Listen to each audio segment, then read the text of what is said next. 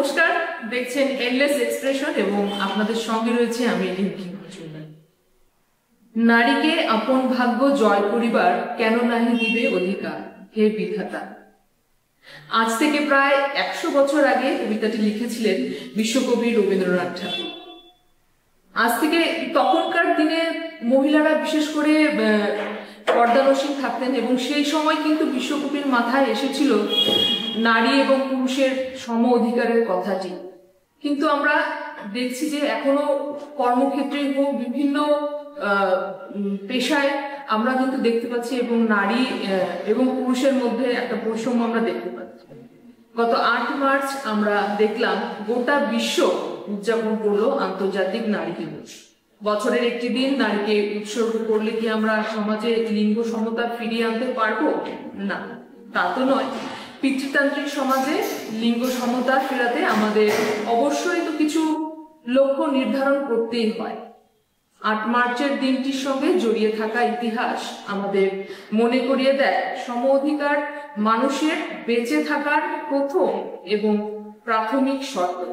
আজকে আমরা নারী দিবস উদযাপন নয়, এআই প্রযুক্তির পারিপার্শ্বিকতায় নারীর ক্ষমতায়ন নিয়ে আমরা আলোচনা করব। নারীর সামাজিক, রাজনৈতিক, অর্থনৈতিক অর্জনকে এগিয়ে নিয়ে যাওয়ার লক্ষ্যে সবচেয়ে গুরুত্বপূর্ণ দিন হচ্ছে আন্তর্জাতিক নারী দিবস। আজকের অনুষ্ঠানটিকে আমরা এগিয়ে নিয়ে যাওয়ার আগে আসুন আমাদের আজকের যে দুজন অতিথি তাদের সঙ্গে আমি পরিচয় করিয়ে দিচ্ছি।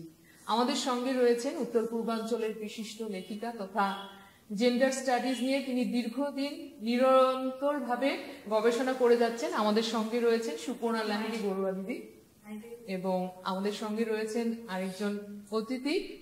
তিনি একাধারে পেশায় শিক্ষকতার সঙ্গে জড়িত রয়েছেন, তিনি একাধারে সঙ্গীত শিল্পী, বাচিক শিল্পী এবং লেখালেখির সঙ্গেও জড়িত রয়েছেন।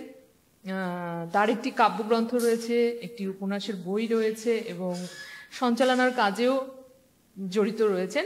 আমাদের সঙ্গে রয়েছেন আজকে পারমিতা নাগ দে। আপনাদের দুজনকে এন্ডলেস এক্সপ্রেশনে স্বাগত জানাচ্ছি। আমাদের আজকে অনুষ্ঠানটা এগিয়ে যাওয়ার আগে প্রথমে যেই প্রসঙ্গটা আমি তুলছি সেটা হচ্ছে রাষ্ট্রসংঘ এবছর একটা থিম ঠিক করেছে যে নারীর উন্নয়ন এবং ক্ষমতায়নের লক্ষ্যে let's Excelerate action for women equality. সেই ভাবনাটা নিয়ে আপনি কি ভাবছেন? ওনাদের থেকেই শুরু করি, ওনাদের থেকেই আমরা শুনবো।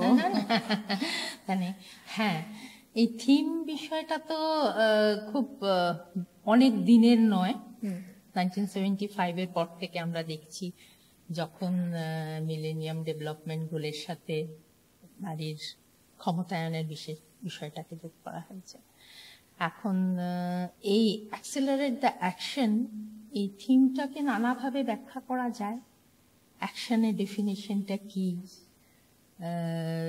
এই অ্যাকশনের অ্যাক্সেলারেট যেটা বলছে সেটা নারীর ক্ষমতায়নের পরিপন্থী নয় তো?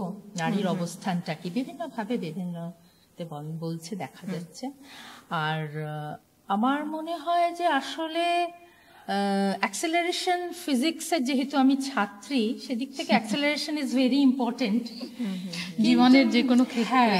অ্যাক্সেলারেশনটা খুব প্রয়োজন, কিন্তু সেই বেগ বর্ধিত বিষয়টাকে একটু দেখতে হবে, পার্সপেক্টিভটাকে যেন আমরা না দেখে না করি। তার নারী কোন অবস্থানে দাঁড়িয়ে আছে এবং সেখান থেকে সে কোথায় যেতে চাইছে, তার নিজের বিষয়টা কি, এই থিমগুলো যখন তৈরি হচ্ছে সেখানে কজন মহিলা উপস্থিত থাকেন যারা ঠিক করেন। আমার কাছে এটা একটা প্রথম বিষয়। যেমন একটা পরিবারের অ্যাক্সেলারেশনে তার নারীর যেটা মন্তব্য, তার গুরুত্বটাতে আমি তাকে বেশি গুরুত্ব দিই। যে একটা বিষয় যখন ঠিক হয়, একটা সংবিধান যখন ঠিক হয়, একটা ডেকোরাম যখন ঠিক হয়, সেখানে নারীর নিজস্ব হ্যাঁ বা নায়ের বিষয়টা কি এবং এক্ষেত্রে নারী কিভাবে দেখছে। আর দ্বিতীয়ত হচ্ছে যে আসলে নারী একটা প্লুরালিস্টিক শব্দ, এখানে একটা একক কোনো শব্দ নয়। তার মানে আমি নিজে ব্যক্তিগতভাবে নারীকে কখনোই একটা শ্রেণীর মধ্যে ফেলি না। নারী বহুমুখিতা আছে, শ্রেণী বৈষম্য আছে, তার মধ্যে প্রত্যেক নারী একই জায়গায় দাঁড়িয়ে নেই। সেই জন্য এই বিষয়গুলো অত্যন্ত আপেক্ষিক, বিতর্কিত, এবং আমরা এটার উপরে আরো কথা বলবো। পারমিতা কি বলছে? আমরা প্রায় 2 প্রজন্মের নারী বলতে পারি, 3 প্রজন্মের নারী আছি নাকি জানি না, আমাদের দর্শকের মাঝখানে অনেক, এবং দৃষ্টিভঙ্গিও আলাদা আলাদা হবে। কিন্তু আমি সবসময় একটা সাস্টেনেবল ডেভেলপমেন্টে বিশ্বাসী। খুব তাড়াতাড়ি একটা শহর বদলে ফেলা, খুব তাড়াতাড়ি একটা মানচিত্র বদলে ফেলা, খুব তাড়াতাড়ি একটা সম্পর্ক বদলে ফেলা, এগুলোতে আমার খুব একটা আস্থা নেই। আমি ভাবি যে সাস্টেনেবল মানে একটু স্লো বাট স্টেডিলি,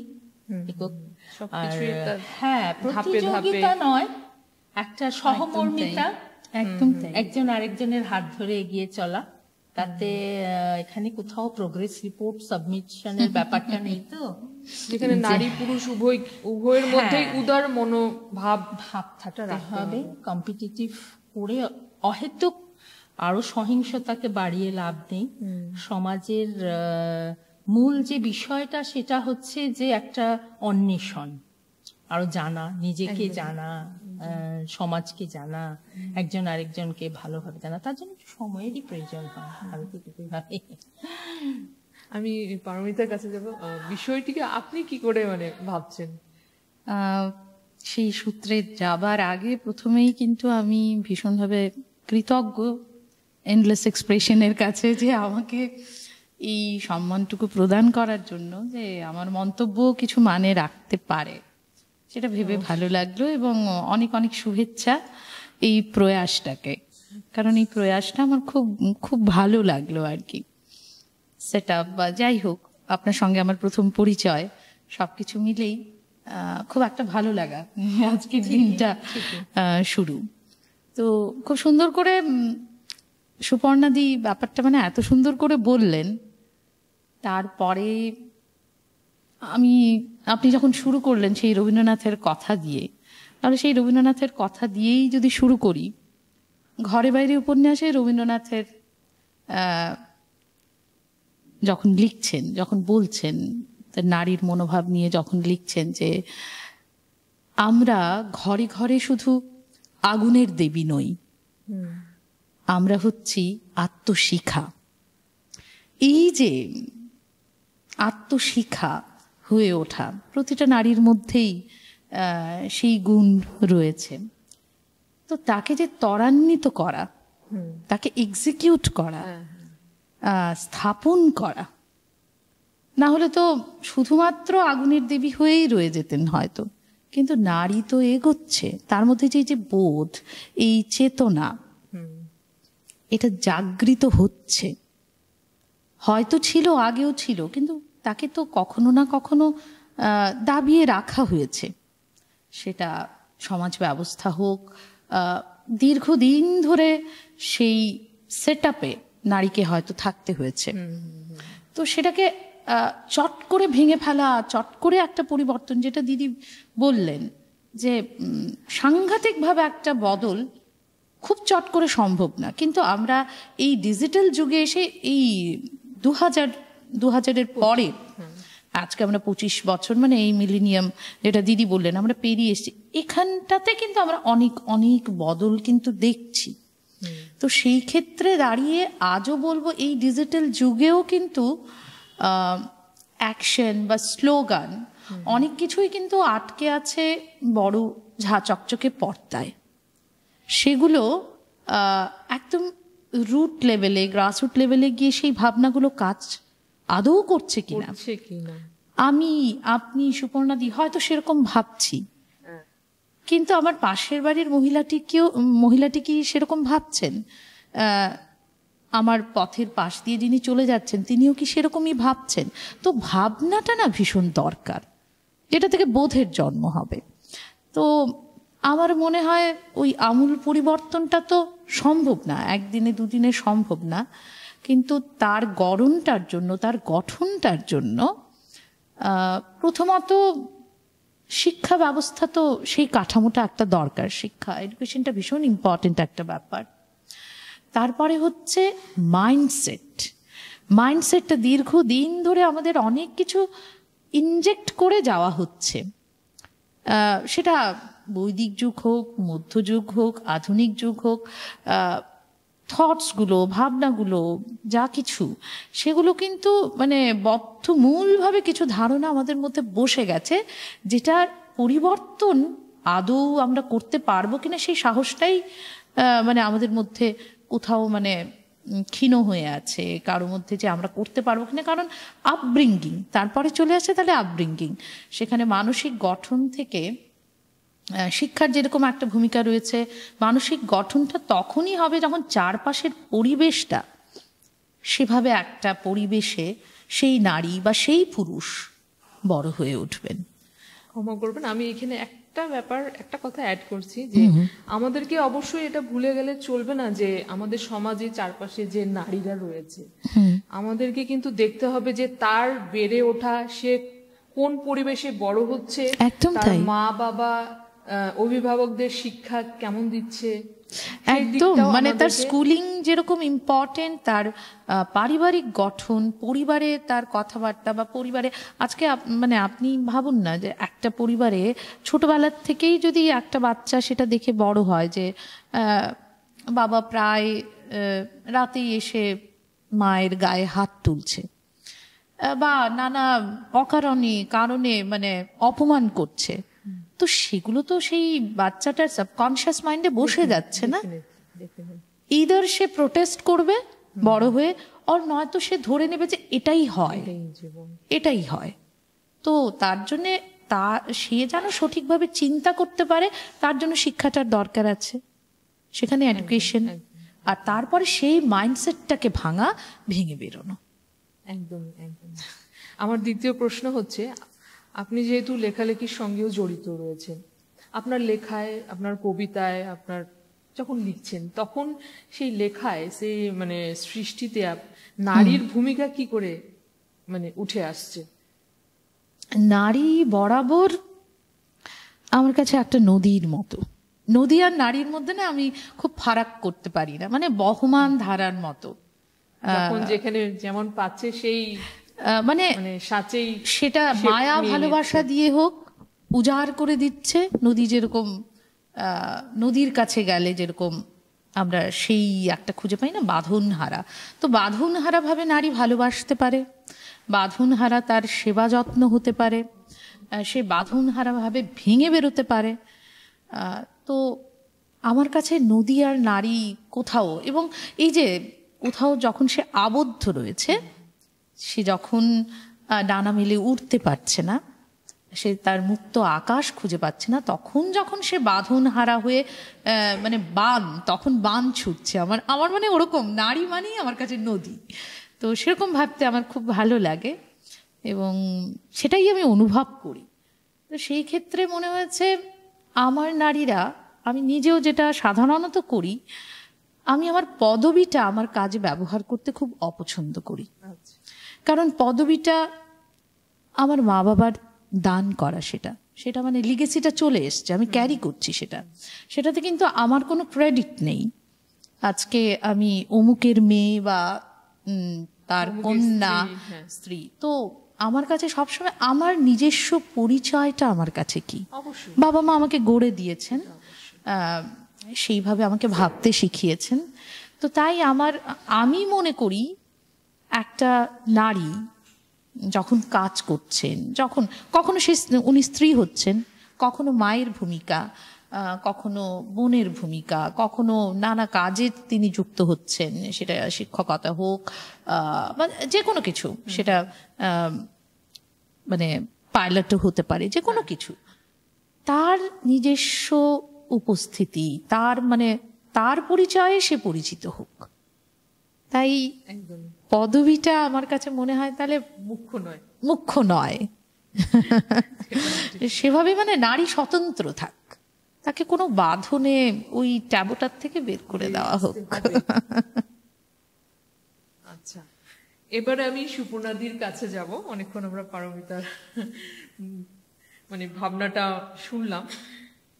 সুপর্ণাদি, আজকে যে অনুষ্ঠানের যে আমাদের বিষয়বস্তু হচ্ছে ডিজিটাল দুনিয়ায়, ডিজিটাল চারদিকেই পারিপার্শ্বিকতা আমরা দেখতে পাচ্ছি, সমস্ত কিছুই কম্পিউটারাইজড, সোশ্যাল মিডিয়া চারদিকে।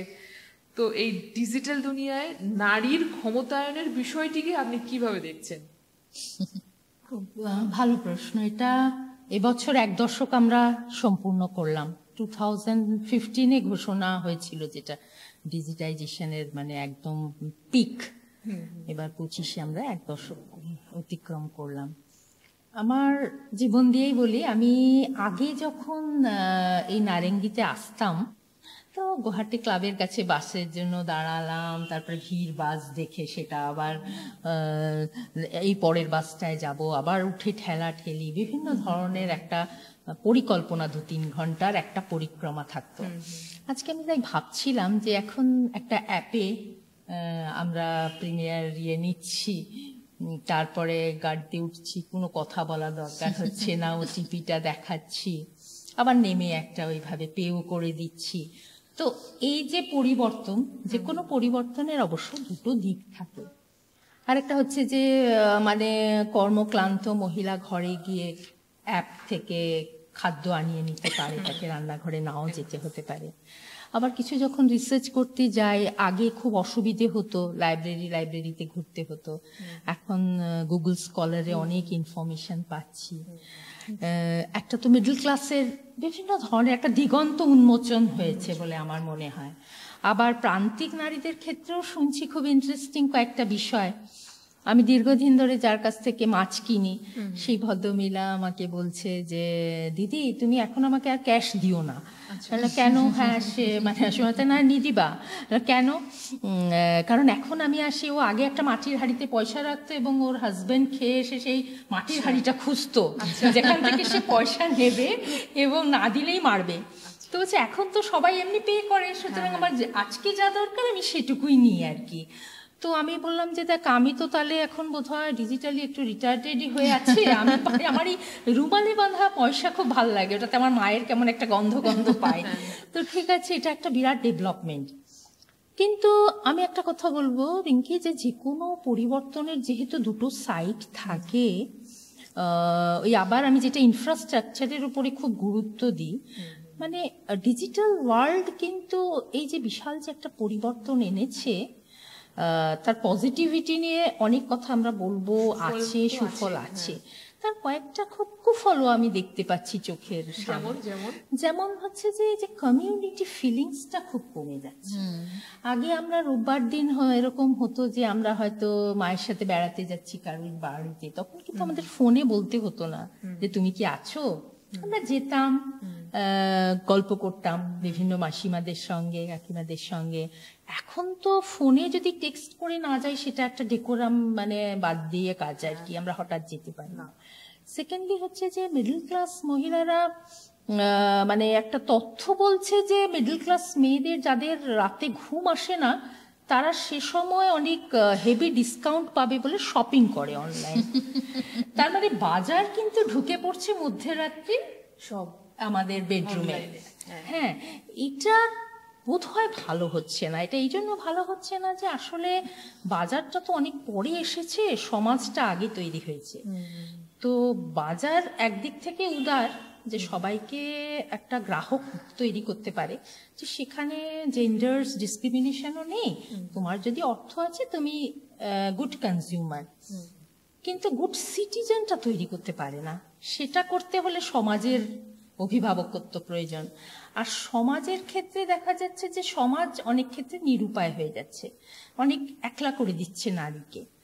আর দ্বিতীয়ত হচ্ছে যে একটা লং ডিস্টেন্স কনসেপ্ট তৈরি হচ্ছে, যে মানুষ কি হচ্ছে রিয়েল লাইফে সুখী না হলেও সুখীর রিল বানাচ্ছে, একদম একদম সেখানে সেটা তৈরি হচ্ছে। একদম মানে সেই যে রিল আর রিয়েলিটির একটা যে বিশাল একটা ফারাক, হ্যাঁ বিশাল বড় একটা ফারাক, কোনটা রিল কোনটা রিয়েলিটি এটা হারিয়ে যাচ্ছে। আর আমাদের মধ্যে কিন্তু আগেকার মতো যে একটা মনোসংযোগের ব্যাপারটা কিন্তু দিন দিন নষ্ট হচ্ছে।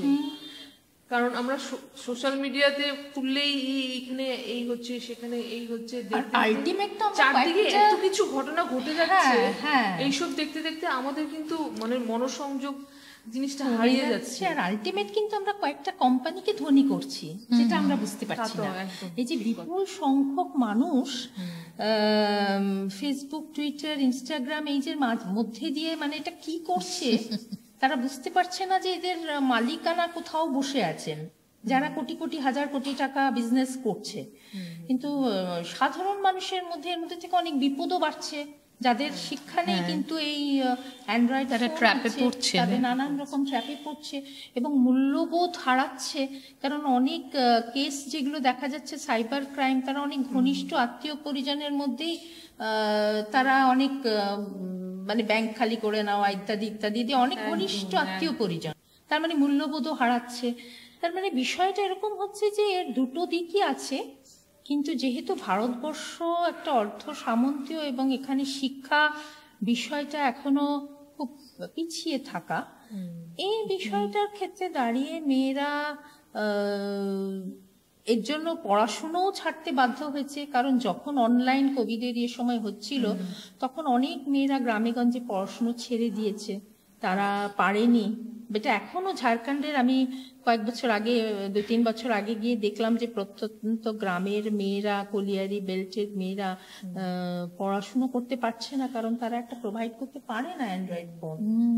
এইরকম অবস্থাও তো আছে। তার মানে ক্লাস ডিফারেন্স এত তীব্র এখনো এবং বৈষম্য এত তীব্র যে যেখানে এই ডেভেলপমেন্ট গুলো খুব সবার জন্য সমভাবে হয়নি, হচ্ছে না। সেজন্য আর শিক্ষা ব্যবস্থা কিন্তু সহজ এখনো অবধি কিন্তু হয়ে ওঠেনি, আরো সহজ করতে হবে, সরল করতে হবে, যাতে গ্রাসরুট লেভেলের শিশুরাও মানে পড়াশুনো করতে পারে।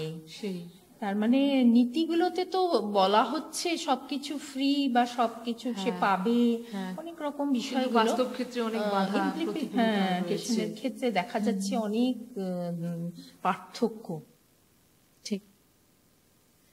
আচ্ছা, এবারে আমি পারমিতার কাছে আসছি। বলছি যে এই যে আমরা দেখছি যে সমাজের পিছিয়ে পড়া মেয়েরা বিভিন্ন গ্রামে গঞ্জে নারীরা রয়েছে, শিশুরা রয়েছে, ওদের মধ্যে তো আমরা যারা মূল স্রোতে রয়েছি, শহরে যারা আমরা থাকি, ওদের মধ্যে তো সেই চেতনাটা তুলনামূলকভাবে কম, অনেক কম। হ্যাঁ, তাদেরকে যদি আমরা উপার্জনের মূল স্রোতে নিয়ে আসতে চাই, তাহলে কিভাবে কাজটা করলে, কিভাবে কাজ মানে এগোলে মানে এই নারীর ক্ষমতায়নকে ত্বরান্বিত করা যেতে পারে? আপনি কিভাবে নারীরকে মানে যে এই যে ক্ষমতায়ন করার, আমার মানে প্রথম যেটা মনে হয় অর্থনৈতিক স্বাধীনতাটা তো দরকারি সবচাইতে, মানে সেটা মেরুদণ্ড। আর হচ্ছে তার ডিসিশন মেকিং পাওয়ারটা থাকা দরকার, সিদ্ধান্ত নেওয়ার অধিকার যে তার রয়েছে সেই বোধটুকু তার মানে জাগানো দরকার।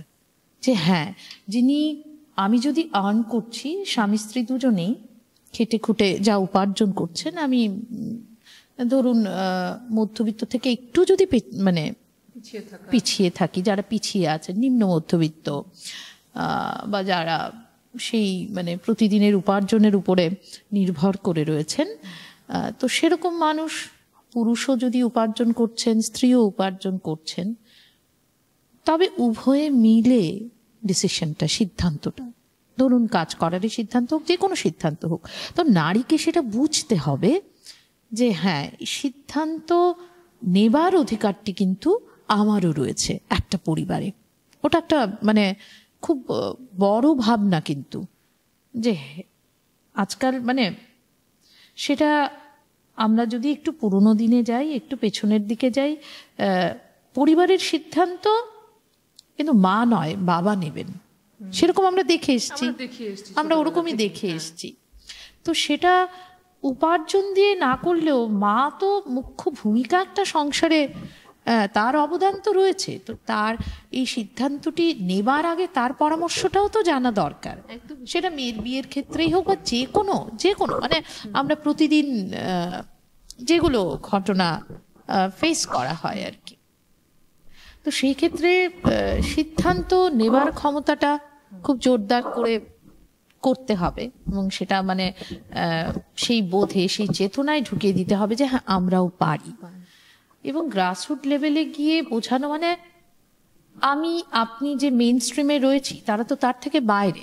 ধরুন আমাদের বাড়িতে যারা হেল্পার হিসেবে আসছেন, আমার স্কুলে যে আয়াটি রয়েছে, আমার বাড়িতে যে মেয়েটি এসে আমাকে হেল্প করছে, তাদেরকে বারবার বারবার করে সেই বোধটুকু জন্মানো, তাদের অধিকার সম্বন্ধে সচেতন করা, তাদের স্বাধীনতা সম্বন্ধে সচেতন করা। তো এইভাবে করে আমূল পরিবর্তন তো আমরা একদিনে পারি না। বারবার করে যে আমি আমার নিজের বাড়িতে দেখেছি যে ছেলেকে পড়াবো, মেয়েকে পড়িয়ে কি হবে, বললাম কেন, তোমার তো দুজনেই সন্তান। তো এই যে বোধগুলো তাদের মধ্যে তো ইনজেক্টেড কিছু চলছে, তো সেগুলো তাদের বুঝিয়ে বুঝিয়ে বুঝিয়ে বুঝিয়ে তাদের মোটিভেট করতে হবে। এক্ষেত্রে অভিভাবকদেরই মানে এগিয়ে আসতে হবে। আর সমস্ত কিছুর মূলেই কিন্তু আমরা দেখছি যে এই যে অভাব, অর্থাভাব, এটা কিন্তু একটা বড় ভাবে কাজ করছে, কিন্তু রয়েছে কোথাও না কোথাও পরোক্ষভাবে গিয়ে মেয়েদের এই সিদ্ধান্ত নেওয়ার ক্ষমতাতে প্রভাব ফেলছে। হ্যাঁ একদম, খুব খুব মানে এটা সত্যি কথা। কিন্তু কোথাও কিন্তু এরকমও হয়েছে বা হচ্ছে যে দুজনেই হয়তো উপার্জন ঠিকঠাক করছেন, খুব ভালো করছেন, কিন্তু ওই যে আসলে তখনই চলে আসে যে বাই নেচার পুরুষের হয়তো সেই ব্যাপারটা, সেই যে ডমিনেট করার একটা প্রবণতা, সেটা কোথাও না কোথাও ফুটে উঠছে। প্রথমে অভিমান, তারপর থেকে প্রতিযোগিতা, প্রতিদ্বন্দ্বিতা, এই ব্যাপারগুলো কোথাও না কোথাও চলে আসছে। আপনি সেম প্রফেশনে দেখুন, স্বামী স্ত্রী যদি কাজ করছেন, মানে এই ব্যাপারগুলো চলে আসছে। বাড়িতে যদি চাটা করা, এক গ্লাস জল দেওয়া কিন্তু সেই মহিলাটিকেই করতে হচ্ছে। হ্যাঁ, মানে ভিতরে একটা গিল্টি ফিলিং কাজ করে। ইনফ্যাক্ট আমি গতকালকে আমার একজন ছাত্রী, আমার বান্ধবীও বলবো, ছাত্রী বলবো, আমার অনলাইন ক্লাসটা যখন নেবার সময় তো বললো যে একটু যদি পিছিয়ে দাও, আমার হাজবেন্ড তো আসবে অফিস থেকে, তাহলে আমি একটু এই চাটা দিয়ে বসতে পারি। সেটা খুব সাধারণ একটা কথা, সেটার মানে আমি অন্য কোনো মিনিং বের করছি না, কিন্তু ও বলছে আমার গিল্টি ফিলিং হয়, আমি ক্লাস করছি কিন্তু মানে সে এসে চাটা পেলো না।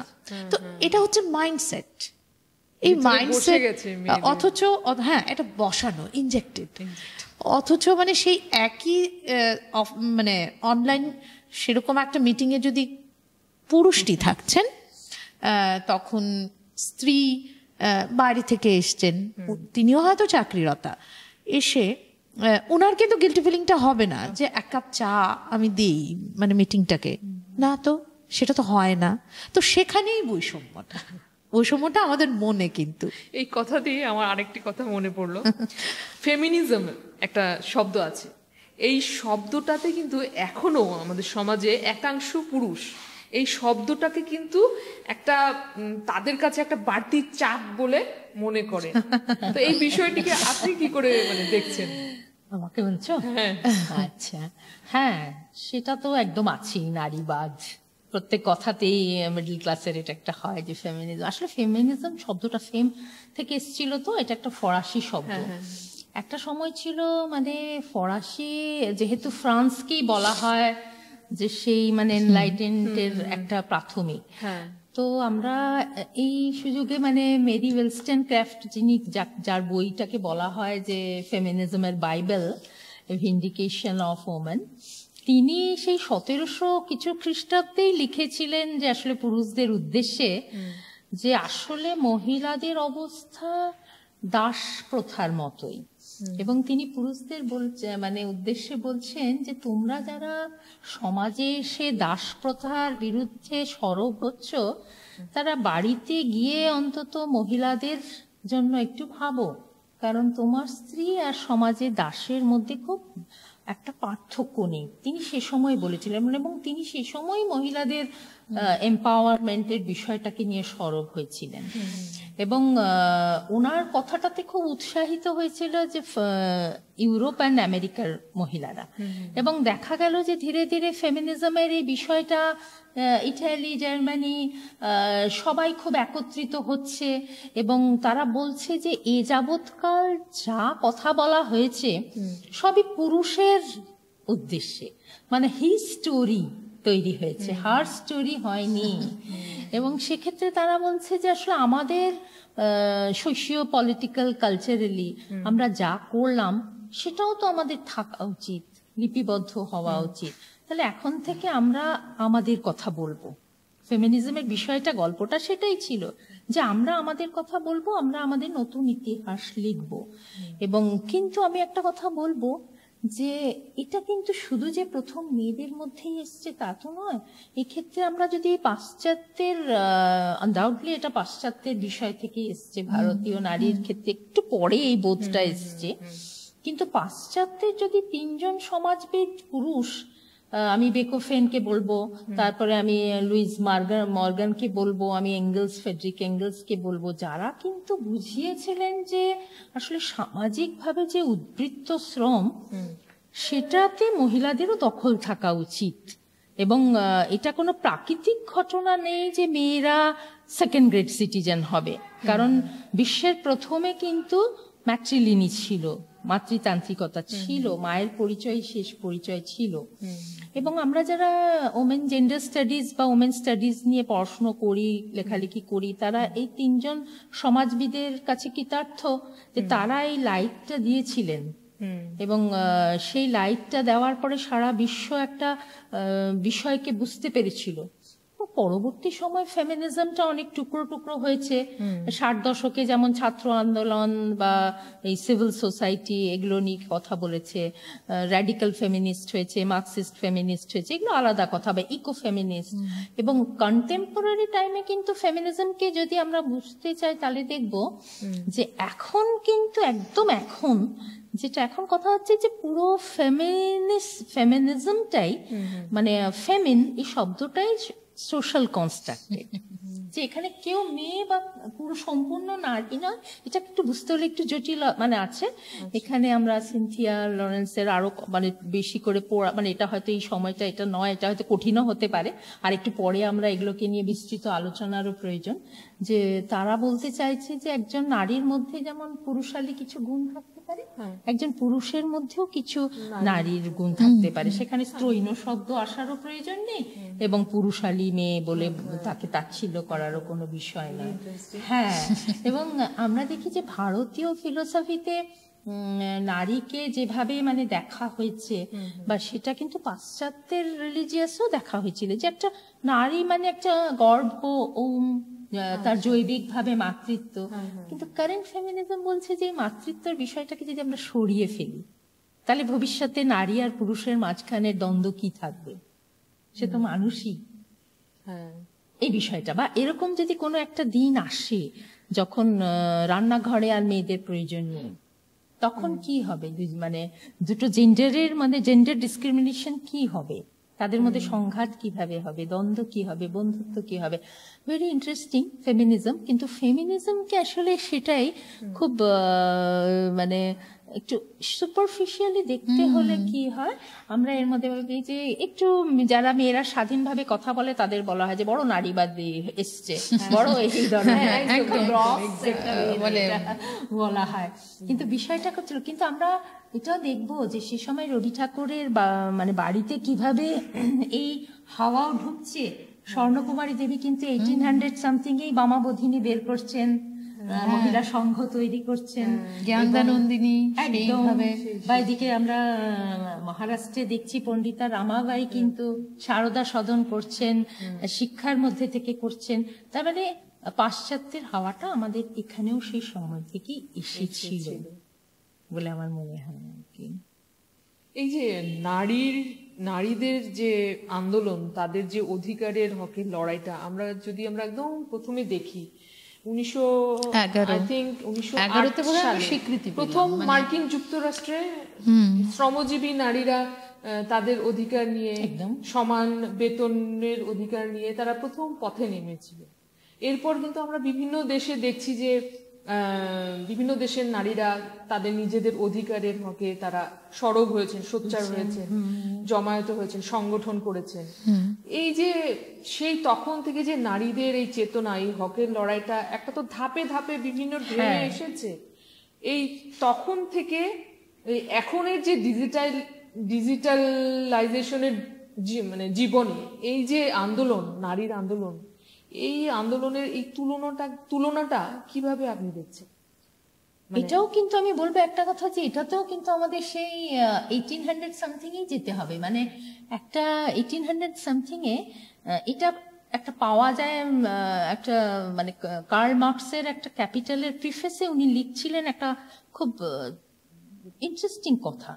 সেটা হচ্ছে যে মানে 1800 সামথিং এ কি হলো, 53 না 1846 এরকম, লন্ডন টাইমসের প্রত্যেকটা পেপারে একটা ছোট্ট নিউজ বেরোচ্ছে।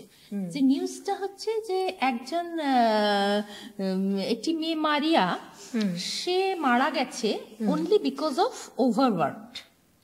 তার মানে একজন কিন্তু তার যে মালকিন সেও কিন্তু আবার নারী, এলিজা। সে কি করছে, বস্ত্র উদ্যোগের এতই মানে লোভী মালকিন হয়ে গেছে যাকে আমরা বলবো আর কি। সে কি করছে যে এক একজন কর্মীকে 16 থেকে 18 ঘন্টা খাটাচ্ছে, এবং তারপরে সে একটা এত ছোট ঘরে প্রায় 30 জনকে দিয়ে কাজ করাচ্ছে, যেখানে তারা আর মানে ভালো করে অক্সিজেনও পাচ্ছে না। তো এই মারিয়া যে ছিল, সে মাত্র 20 বছর বয়সের বস্ত্র উদ্যোগের একটি মেয়ে, এবং যে শুক্রবার সন্ধ্যেতে সে 36 ঘন্টা কাজ করার পরেও সে ছুটি পায়নি বাড়ি যাওয়ার, এবং সে সেখানেই বন্ধুদের 30 জনের মধ্যে খুব কষ্ট করে ঘুমিয়েছে, এবং সেদিন রাত্রি থেকেই সে অসুস্থ, এবং রোববার রাত্রে সে মারা যায়। এবং কার্ল মার্কসকে এটা ভীষণ কষ্ট দিয়েছিল, এবং তিনি অনুভব করেছিলেন যে আসলে শিল্পের বিকাশ এবং ধনতন্ত্রের বিকাশ একটা বিকাশ বলে বলা হয়, কিন্তু পাশাপাশি থেকে যায় ক্ষুধার জগৎ, শ্রম এবং ওভারবার্ডেন। এই বিষয়টা কিন্তু কোনো ইট ইজ নট মানে নট ন্যাচারাল, এটা হচ্ছে পলিটিক্যাল ডিফারেন্স। এবং যখন তারপরে দেখা গেল যে অর্থাৎ আমরা 1800 সেই সময় থেকেই দেখছি কিন্তু তার মানে একটা চাপা রাগ তৈরি হচ্ছে শ্রমিক শ্রেণীর মধ্যে। এবং তারপরে যখন জার্মানি, অস্ট্রিয়া, পোল্যান্ড এরা যখন এসে একটা আমেরিকায় যখন এক জায়গায় তারা মিটিং করছে, সেখানে কিন্তু কার্ল মার্কসও এসছেন এবং তিনিও বক্তব্য রাখছেন, এবং যেটা পরবর্তীতে ফার্স্ট ইন্টারন্যাশনাল হিসেবে স্বীকৃতি পায় যে বিশাল বিষয়, এবং সেখানেই তিনি ঘোষণা করছেন যে বিশ্বের শ্রমিকরা এক হও। তার মানে এই কথাটা এটাই বলতে চাইছেন যে আসলে অমানবিক শ্রম এবং যে দর্জি মেয়েরা পরবর্তী সময়ে মানে নিউ ইয়র্কে যেটা করছে, সেটা হচ্ছে আমেরিকারই যারা ধরো মানে খুব প্রোগ্রেসিভ ফোর্স, তারা তখন বিরোধ শুরু করে দিয়েছে। এবং আনডাউটলি আমি বলবো যে মানে আন্তর্জাতিক নারী দিবসের সাথে সমাজতান্ত্রিক দেশ রাশিয়ার একটা বড় সম্পর্ক থাকছে, এবং সেখানে ক্লারা জ্যাটকিনরা হোক এরা বা আলেকজান্ডার কোলন্তাই হোক, এরা সবাই এই বিষয়টাকে বলছে যে আসলে যেটা নিয়ে আমরা এতক্ষণ কথা বলছিলাম, যে মেয়েদের স্বাধীন বক্তব্য, ডিসিশন মেকিং, বিয়ের ক্ষেত্রে শুধু পোপের সিগনেচার নয়, রাষ্ট্রের সিগনেচার হতে হবে, অবৈধ সন্তান তৈরি হলে তার দায়িত্ব কে নেবে, এগুলো বিষয় হতে হতে মানে 8 মার্চ এগোচ্ছে আর কি। এবং সেনেকা ফলসের বিপ্লবটাকে আমাদের আনতেই হবে আমেরিকার, যেখানে 2 বোন খুব স্ট্রাগল করে এই একটা দিনকে তারা সেলিব্রেট করার জন্য অত্যন্ত সংগ্রামী, এবং চারিদিকে একটা পোস্টারে ছেয়ে গেছে যে মেয়েরা ঘরের মধ্যে থেকো না, বাইরে বেরিয়ে এসো। এবং তখন বোধহয় মোটামুটি 15,000 নারীরা সেই শহরে তখন একদম মানে সেটা একটা বিশাল ডাক, মানে 15,000 নারী একসাথে হয়ে সেই লড়াই করতে মানে ময়দানে নেমে গেছেন, আর সারা পৃথিবী দেখছে। আবার যে আজ থেকে প্রায় 200 বছর, হ্যাঁ 200 বছর হয়নি, 200 বছর নয়, আমরা দেখলাম যে 22-এ বোধহয় আলেকজান্ডার কোলন্তাই 150, হ্যাঁ 150 তো নিশ্চয়ই হবে। 1900 আমরা তো 1800 কিছু থেকে তার একটা সূচনা, একটা ভ্রূণের মতো, তারপরে সেখানে হ্যাঁ দিচ্ছে, এটা আস্তে আস্তে আস্তে আস্তে হচ্ছে। এবং প্রত্যেকটা লড়াই কিন্তু মানে প্রত্যেকটা অধিকার কিন্তু মেয়েরা লড়াই করে পেয়েছে, ভোটের অধিকারী হোক এবং সন্তান অভিভাবকত্বে হোক, কেউ কিন্তু কোনো কিছু এরকম ভাবে দেয়নি। বরঞ্চ আমি বলবো যে খুব চতুর বর্তমান চতুর মানে ক্যাপিটালিজম মেয়েদের যেটা অনুদান দিচ্ছে সেটার জন্য মেয়েদের লড়তে হয়নি, মানে সেটা দিচ্ছে শর্ত সাপেক্ষ মেয়েদের ভোট ব্যাংক করে নেওয়ার জন্য। এছাড়া কিন্তু সবকিছুর জন্য মেয়েদের লড়াই করতে হয়েছে।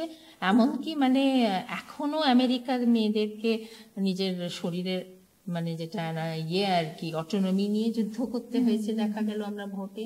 এবং ভারতবর্ষে কিন্তু আমি একটা কথা বলবো, কিন্তু ভারতবর্ষেও কিন্তু যখন সোশ্যালিস্ট মানে রাশিয়ার সংস্পর্শে আসছে ভারতবর্ষের কমিউনিস্ট পার্টির মেয়েরা, তখনও কিন্তু এক ধরনের একটা একটু লিবারাল ব্রাহ্ম সমাজ অনেক লিবারাল ছিল, সেই সময় বহু মেয়েকে রক্ষা করেছেন।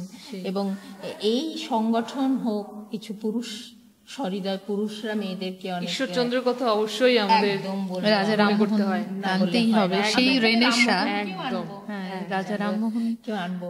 এই বিষয়গুলো মেয়েদের মধ্যেও দেখা যাচ্ছে যে ভারতীয় নারীরা জেগে উঠছে নানাভাবে। কিন্তু এখানে আবার এই কথাটাকেও মনে রাখতে হবে যে তখনই কিন্তু আবার সমান্তরালও হয়ে যাচ্ছে মেয়েরা। একদিকে মধ্যবিত্ত মেয়েরা এই সিস্টেমের মধ্যে ডেমোক্রেটিক রাইটস খুঁজছে, আর আরেকদিকে কিন্তু প্রান্তিক নারীর অন্য সংগ্রাম হচ্ছে, তেভাগা আন্দোলন, মণিপুরের আন্দোলন, ঝাড়খণ্ডের আন্দোলন।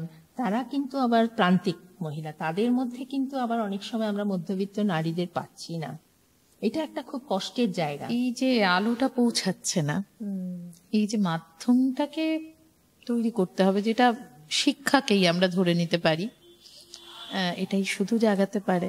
প্রান্তিক নারীর কথা বলতেই আমাকে মানে বলতেই হচ্ছে, আপনি তো কর্মসূত্রে মানে বিভিন্ন জায়গায় ঘুরেছেন, মণিপুর, তারপর মিজোরামেও গিয়েছেন বোধহয়। মিজোরামে আমি যাইনি, আমি মণিরূপে নাগাল্যান্ডের কিছু জায়গা গেছি আমি, কিন্তু নাগাল্যান্ডের মেয়েদের উপর আমি এখনো কিছু লিখিনি, ভাবছি যে এটা লেখা প্রয়োজন, কারণ ওদের মাদার অর্গানাইজেশনটা খুব অ্যাক্টিভ আর কি।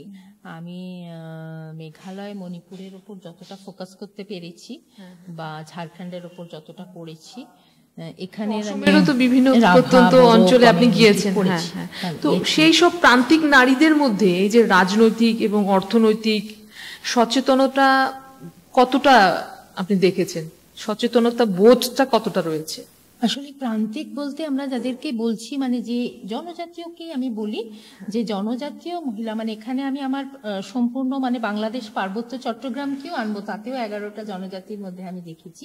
এবারে সম্পূর্ণ যেটা সাউথ ইস্ট এশিয়ার যে জনজাতীয় যদি আমরা বলি মহিলাদের, প্রান্তিক মহিলাদের একটা বিশাল ক্যানভাস, তাদের কিন্তু একটা হিস্ট্রি ছিল ম্যাট্রিলিনি, মাতৃধারা। হ্যাঁ, সেখানে কিন্তু মধ্যবিত্ত মহিলা, মানে আমি যদি পণ্ডিতা রামাবাইয়ের মানে আপার কাস্ট মহিলার উপর যেসব লেখা, তারা যেটা বলছেন আর কি, যে পর্দা প্রথা, যে যৌতুক, জনজাতীয় মহিলাদের মধ্যে এটা ছিল না, এখন হচ্ছে।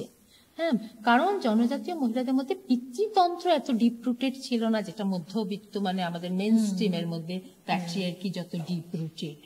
তার মানে এই যে দুটো প্যারালাল জায়গা, সেখান থেকে হচ্ছে যে ওদের সচেতনতাটা হচ্ছে ওদের মধ্যে ক্ল্যান সিস্টেম, ওরা ওদের কৌম জীবন নিয়ে খুব সন্তুষ্ট, এবং সেখানে ওদের হয়তো এডুকেশনাল মানে তথাকথিত স্কুল কলেজে নেই, কিন্তু ওরা এটা ছোট থেকে শিখে নেয় যে কিভাবে একটা পরিবারকে সামলাতে হয়। ওরা ওদের তাঁতশালে ওদের বস্ত্র নির্মাণ করে, ওরা ওদের কৃষির মধ্যে করে, খাদ্য বস্ত্র সবকিছুই ওদের হাতে থাকে। সুতরাং ওরা অনেক বেশি ইন্ডিপেন্ডেন্ট, এবং ওদের মধ্যে এই কাস্ট মানে কাস্টিজমের কিছু বিষয় থাকে না, যেটা একটা যদি বাঙালি এক মহিলা, আর আমি যদি দেখি যে একটু মানে সে আপার ক্লাসও হতে পারে, মিডল ক্লাসও হতে পারে, এবং জনজাতীয় পরিবারের মধ্যে সে যায়, আমি আমার ব্যক্তিগত জায়গা থেকেই বলি, আমি যখন গেছি দেখেছি, আমার মনে হয়েছে এত লিবারেল, মানে যেটা আমি আমার ফেলে আসা জীবনেই দেখিনি। যে আমি যে জায়গায় আমার যেটা আপব্রিঙ্গিং, যে কনজারভেটিভনেসের মধ্যে দিয়ে আমি গেছি, তখন হয়তো আমার কাছে ওটা মনে হয়েছে যে বাবা এরা এত লিবারাল, তখন আবার ওটাকেও আমার গ্রহণ করতে কিন্তু অসুবিধা হয়েছে, কখনো কখনো আমার মনে হচ্ছে যে মানে এটা অনেক বেশি, এতটা গ্রহণযোগ্যতাটা, মানে আসলে আমি তো যেহেতু এইভাবে বড় হইনি, ও তখনই আপব্রিঙ্গিংটা চলে আসে, মাইন্ডসেটটা আবারও সেই চলে আসছে। এই যে কিন্তু বিষয়গুলো এবার ওদের মধ্যে সচেতনতা অত্যন্ত আছে, কিন্তু এটা ঠিক ওদের মানে বিভিন্ন যেটা ওদের যেটা মুভমেন্ট গুলো যদি দেখি, যেমন তেভাগায় দেখি, ঝাড়খণ্ডে দেখি, মণিপুরের নুপিলায় দেখি, এই আন্দোলনগুলো কি হয়েছে, প্রান্তিক আন্দোলন বলে একদিকে করে রাখা হয়েছে, সেখানে আমরা মিডল ক্লাসরা সমর্থন, এই আজকে মণিপুরে যে ঘটনাগুলো হচ্ছে আমরা তো সবাই সমর্থনের হাত বাড়িয়ে দিতে পারিনি, বা আজকে দীর্ঘদিন ধরে যে ঝাড়খণ্ডে কত মেয়েরা যে বিরসা ইয়ের দলের যে তারা নিজেদের খনি হিসেবে যে ডিপ্রাইভড হচ্ছে, খনি শ্রমিক হিসেবে, আমরা তো তাদের কাছে হাত সেসব বাড়িয়ে দিতে খবরগুলো পারি কিন্তু ন্যাশনাল আসে না। খবরের আলোতেই আসে না, না। কারণ এটা প্রান্তিক নারীর সমস্যা। এবং আমি একটা কথা বলবো যে এক্ষেত্রে আমাদের শাসক শ্রেণী মানে এই জঙ্গল জমিন এই বিষয়টাকে একটা ফ্রেমে এনে যে স্মার্ট দেশ তৈরি করতে চেয়েছে, সেখানে কি হচ্ছে যে আমাদের মিডল ক্লাস মেয়েদেরকে ক্ষমতায়নের নামে কিছু ফ্যাসিলিটি দেওয়া হচ্ছে এবং ওরা কিন্তু অন্ধকারে থাকছে, বঞ্চিত হয়ে যাচ্ছে। ওরা বঞ্চিত থেকে যাচ্ছে। এবার এই যে আমাদেরকে শাসক শ্রেণী আমাদের মধ্যে একটা এমন ডিফারেন্স তৈরি করেছে যে আমরা চাইলেও অনেক সময় হয়তো হাত বাড়িয়ে দিতে পারি না। মানে আজকে মানে কালকে আমি দেখছিলাম যে ডিব্রুগড়ের একটা প্রত্যন্ত অঞ্চলে যে ডাইনি হত্যা হয়েছে, নদীতে একটা মেয়েকে হত্যা হয়নি, সেই মেয়েটিকে গ্রামের লোকেরা মানে মুখ টুক বেঁধে দিসাং নদীতে ফেলে দিয়েছে যে ওর মধ্যে ডাইনি বাস করে। এবং আমি যেহেতু এখানের সায়েন্টিফিক অ্যাসোসিয়েশনের মানে উপদেষ্টা মণ্ডলীতে আছি, আমি তাদের কাছে একটা রেখেছি যে এটা তো ওদের গ্রামে তো আপনারা মোবিলাইজ করবেন, কিন্তু এখানে আমাদের যে সমস্ত স্কুলগুলো আছে তাদের টিচার এবং ডাক্তার এদেরকে মোবিলাইজ করে আমরা কেন পৌঁছতে পারছি না ওখানে, যে কুসংস্কারটা কোথায় এবং এটা ওদের বিষয় হয়ে কেন থাকছে যে হ্যাঁ একটা শুধু বড়ো, রাভা, কার্বি, মিসিং, এটা তাদের শুধু সমস্যা নয় তো, এটা সমাজের সমস্যা। তার মানে আমরা আনতে পারছি না ওদের সমাজের এখনো সমাধান কি করে মানে পাওয়া যেতে পারে, কি মনে করেন? হ্যাঁ, এটা নিশ্চিতভাবে কিন্তু সমাধান এটাই হবে যে আসলে তাদের সংগ্রামের পাশে অন্তত যদি মূল ধারার মেয়েরা এগিয়ে আসতে পারে এবং প্যাট্রিয়ার্কির ক্ষেত্রে হয়তো সমস্যা ক্লাস ওয়াইজ আলাদা হলেও পিতৃতন্ত্রের যে নানা মানে রূপ, পিতৃতন্ত্র বিভিন্ন জায়গায় বিভিন্ন ভাবে কিন্তু অ্যাক্টিভ হয়, সেটাকে কমন ভেবে কিন্তু কিছু কাজ আমাদের হওয়া উচিত। যেমন সায়েন্টিফিক্যালি যদি মানে আমি অসমীয়াতে অন্তত লিখি, সায়েন্স অ্যান্ড সায়েন্টিফিক অবস্থাগুলোর উপরে আমি লেখালেখি করি, যেগুলো ওদের সায়েন্স ম্যাগাজিনে বেরোয়। আমার মনে হয় আসলে ওগুলো আমি হয়তো বাংলায় লিখলে মানুষরা জানতো, কিন্তু আমি অসমীয়াতেই লিখি, কারণ এই জন্য লিখি যে গ্রামের মেয়েদের জন্যই আমি লিখি। আমার মনে হয়েছে এই লেখাগুলো এখন অসমীয়াতেই লেখা উচিত। হয়তো তার পাঠক শ্রেণী কম, কিন্তু যাদের প্রয়োজন আসলে আমি মনে করি যে যেহেতু আমি নিজে ওমেন স্টাডিজ নিয়ে কাজ করি, আমার মনে হয় এটা আমাদের উপর চাপ হলেও কোনটা কাদের জন্য কাজ হচ্ছে সেটা যদি আমরা একটু খতিয়ে দেখা, এটা আমার মনে হয়েছে আসলে।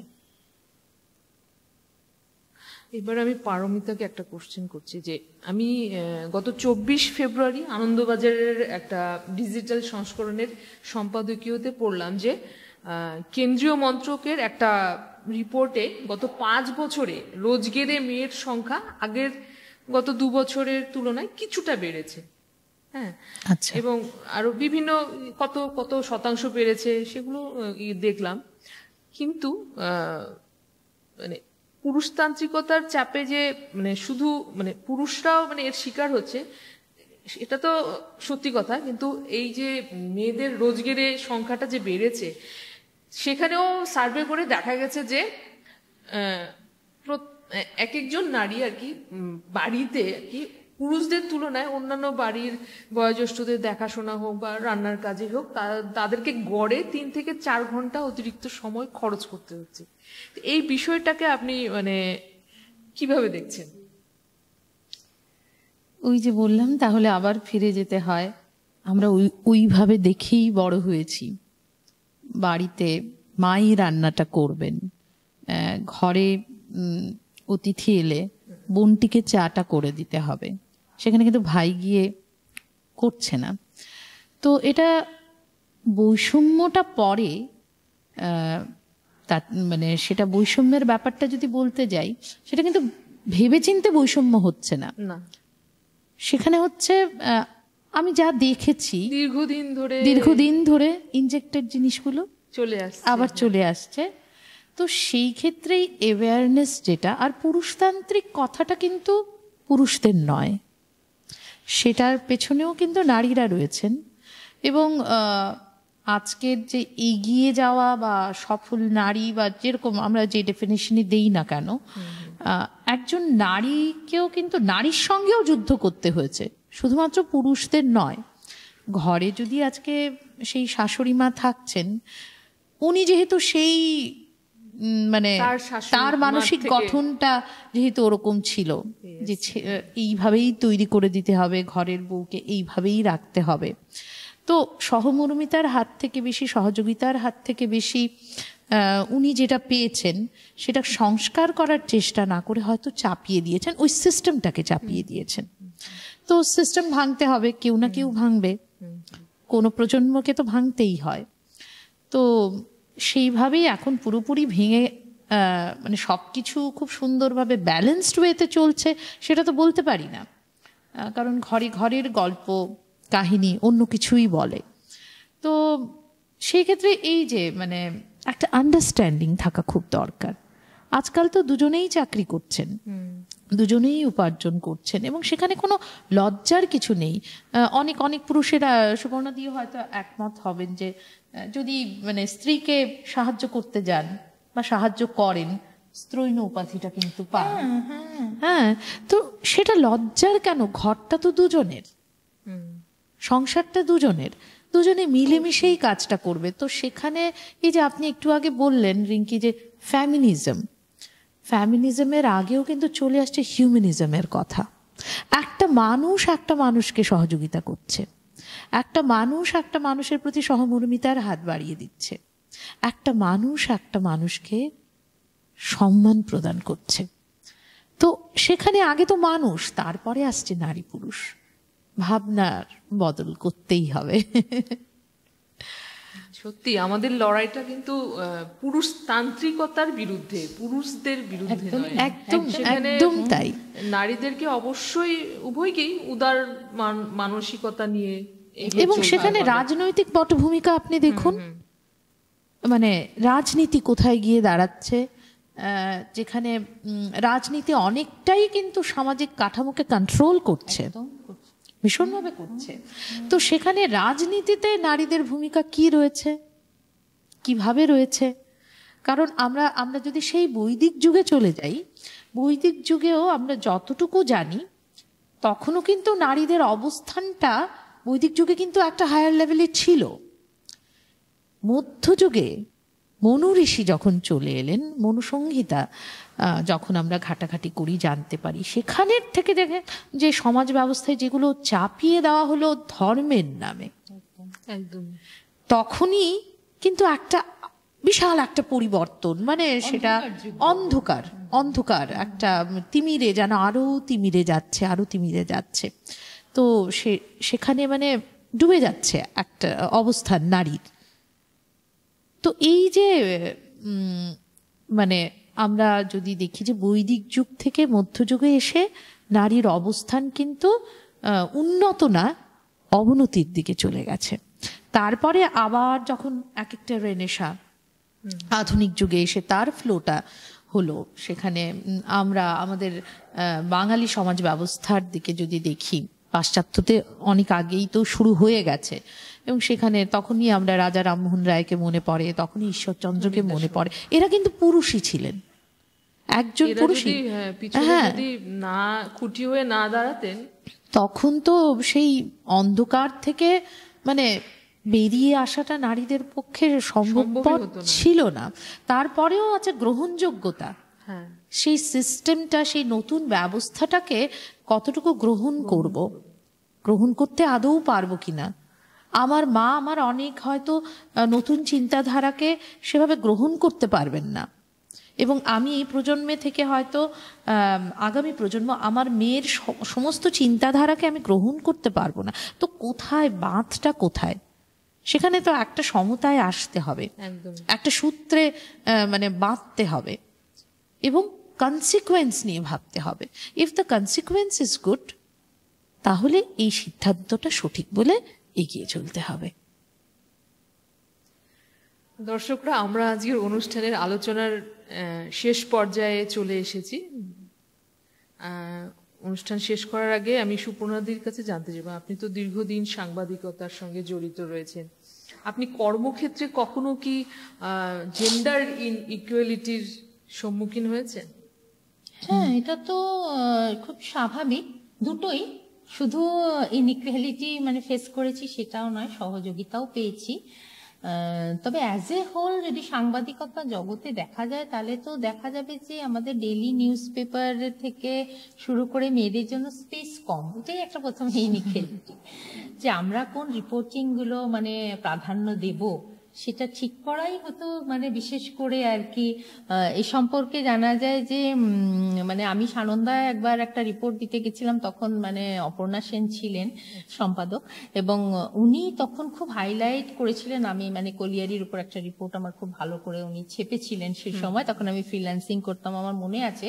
এবং উনি তখন সেটা হাসতে হাসতে কিন্তু বলেও ছিলেন যে এটার জন্য ওনাদের যে বোর্ড আছে সেখানে হয়তো আমাকে মাইনরিটি হতে হবে, কারণ মেয়েদের জন্য স্পেস কতটা দেব সেটাও যেমন বিষয়টা একটা ইনইকুয়ালিটি। এবং সব ক্ষেত্রেই মানে ম্যাসকুলিনিটির যেটা বিষয়, পুরুষালীর যেটা বিষয়, কিছু কিছু হয়তো আমাদের প্রফেশনটাই আমাদের সময়ের থেকে এরকম ছিল। 93-94 যখন আমরা শুরু করছি, তখন সাংবাদিকতা বিষয়টাকেই যে আবার মেয়েরা কেন, মানে লেখিকা হোক, আশাপূর্ণা দেবীর মতো ঘরে বসে লিখুক, কিন্তু সে আবার বাইরে যাবে, সাংবাদিকতার মতো যাওয়াটা একটু না কুচু, যে প্রেস কনফারেন্স করে রাতে মেয়ে ফিরবে, তো সেটা তো একটা বিষয়, নানা রকম এগুলো একটা তো থাকেই পার্থক্য। মানে খুব সেফ সাইড দেখে তাকে তার প্রফেশনটা নির্বাচন করতে হবে।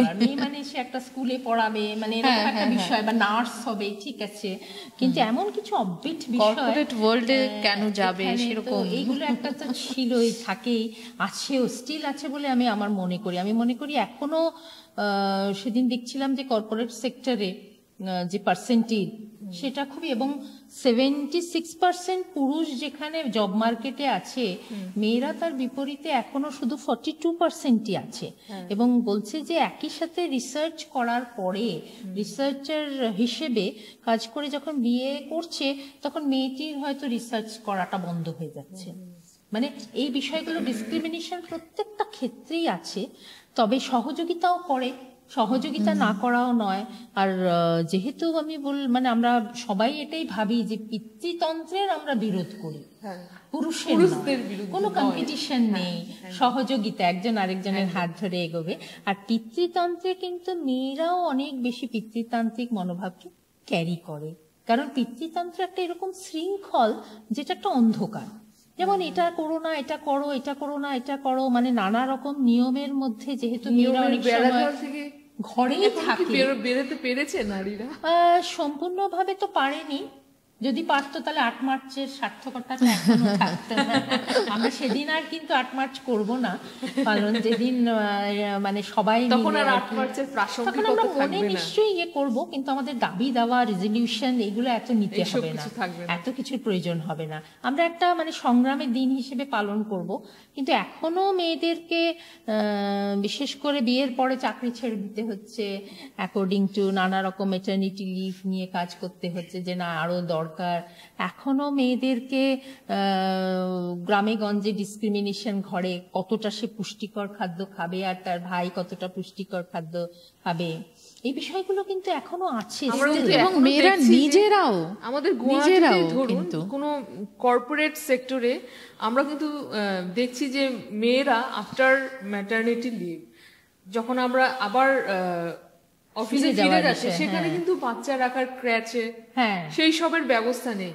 হ্যাঁ, আর ওই ম্যাটারনিটি থেকে ফিরে যাওয়াটা কিন্তু সেই মেয়েটির পক্ষে ভীষণ একটা টাফ ব্যাপার। সবাই একসেপ্ট করতে চায় না। চায় না। এবং আজকে তো আজকে যে মানে ইকোনমি যেটা শুরু হচ্ছে, মানে গিগ ইকোনমির যে যুগে আমরা পৌঁছেছি, বা সাবস্ক্রিপশন ইকোনমি, সবকিছু সাবস্ক্রাইব করো, হ্যাঁ, এই যে ইকোনমিতে কিন্তু মেয়েরা কি হচ্ছে, পার্ট টাইম জব করতে গিয়ে কিন্তু জব মার্কেটে থেকে সরে যেতে বাধ্য হচ্ছে।